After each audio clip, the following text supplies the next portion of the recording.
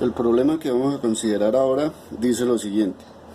Encuentre el valor del campo eléctrico en un punto P localizado a lo largo del eje de un hilo, el cual posee una carga Q distribuida uniformemente a lo largo de una longitud L. Es decir, vamos a representar en este caso el hilo como este segmento de recta.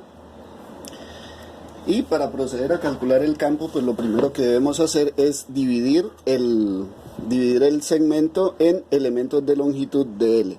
En este caso, como nosotros vamos a estar trabajando sobre una línea recta, entonces podemos prescindir del carácter vectorial, y por otro lado podemos también, digamos, los vectores R se me van a transformar simplemente en la coordenada X debido a que el problema se me transformó en unidimensional. Entonces, bueno, primero dividimos el hilo en un elemento de longitud de L que va a ser en últimas igual a dx, teniendo en cuenta el carácter unidimensional.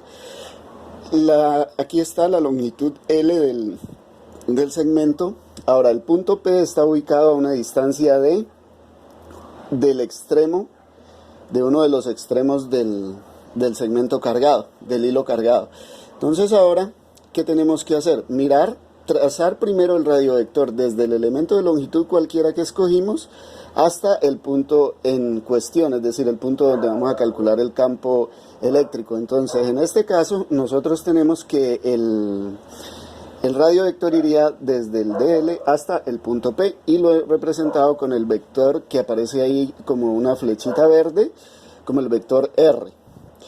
Bueno, entonces vamos a mirar en este caso que este vector R se me puede transformar en una coordenada X cualquiera que va a cubrir la distancia que hay entre el inicio del hilo hasta el final del hilo.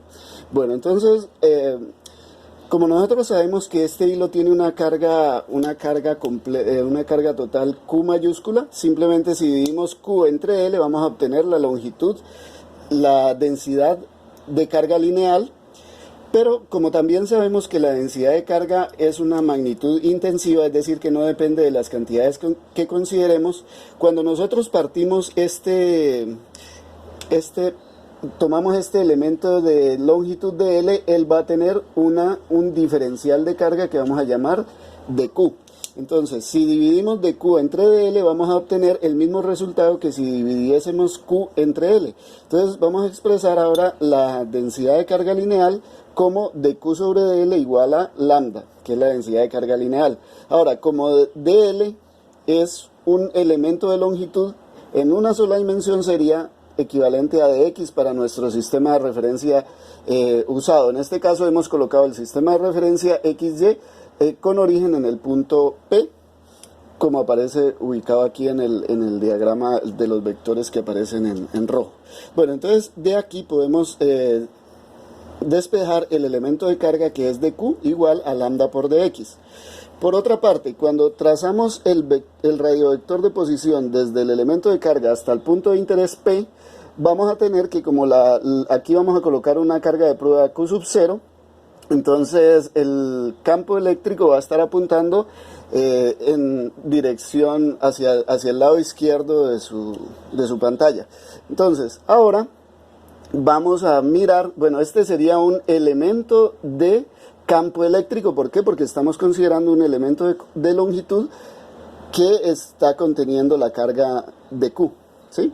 Bueno, ahora entonces tendríamos que el diferencial de campo eléctrico sería igual a menos, de acuerdo con el sistema de referencia, menos la magnitud de ese diferencial de campo eléctrico en la dirección Y negativa, como ya lo mencioné. Bueno, entonces, ¿qué es lo que nos falta? Ya con este razonamiento geométrico, lo que tenemos es la dirección y el sentido. ¿Qué nos queda faltando?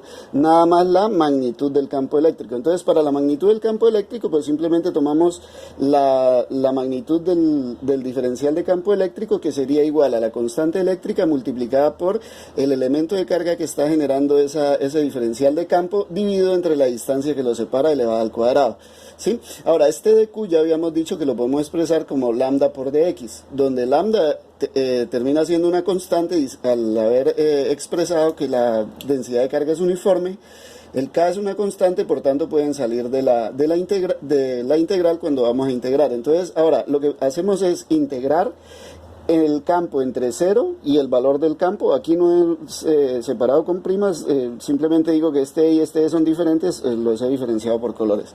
Bueno, entonces integramos de este lado, integramos entre 0 y E, y de este lado integramos entre la longitud D hasta D más L, que es el valor que va a barrer de acuerdo con nuestro sistema de referencia. La X va a variar entre D, inicia en D y termina en D más L. Listo, entonces esos serían los límites de integración de esta integral desde D hasta D más L. Entonces me quedaría K por lambda, que salieron como constantes, la integral desde D hasta D más L de X sobre X cuadrado. Entonces, cuando ya nosotros hacemos las antiderivadas, bueno, aquí me daría, del lado izquierdo me daría E, y del lado derecho, al hacer la antiderivada y evaluar, tendríamos este resultado. Es decir, esta es la magnitud del campo eléctrico y ya sabemos que va a estar apuntando en dirección menos I.